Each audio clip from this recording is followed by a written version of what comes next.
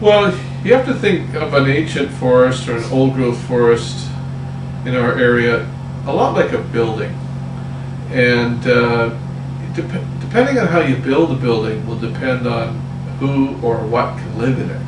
Right? There's a difference between a single family house and an apartment tower, for instance. A lot more people can live in an apartment tower. And it has to do with the size and shape of an apartment tower compared to a building. Same thing with when you look at how an old growth forest or a wild, never before log forest compared to a tree plantation. An old growth forest is going to be taller. It's going to have trees up to 300 feet tall on the coastal forest, compared to a second growth forest might have trees anywhere from Christmas tree size up to 100 feet tall. Right. An old growth forest is going to have big logs. It's going to have dead standing snags. Those snags are going to provide homes for all sorts of cavity nesting birds. Maybe even around here the spotted owl will be in that snag. Old growth forest is going to have far more snags than, let's say, a tree plantation, because a tree plantation comes up after a clear cut where everything is cut down.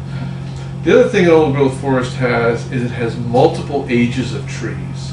So you're going to have some very young trees right up to trees which are well over 1,000 years old. A tree plantation is going to be an even age, or all the trees are going to be the same age. Now the result is certain animals that can live in an old growth forest can't live in the tree plantations. And so what you have is a collapse of biodiversity. You have less living things. It's like in the city, you're going to see the rats are going to do okay, the seagulls are going to do okay, the crows are going to do okay, but you may not see a lot of other species that you'll see in the wilderness. It's the same thing with a tree plantation.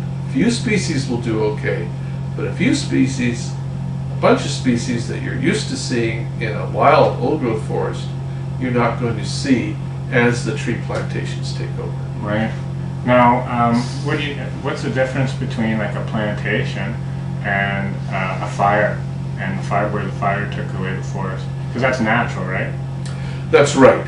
And it's going to vary depending on forest type, but here on the coast, when a fire comes into a coastal forest, if it's a very severe fire where everything dies, you're still going to have a lot of the snags. That's right. You're also going to be limited in size on the coast. Typically, fires get started with lightning strikes and are actually quite small on the coast, mostly up on up on the upper ridges.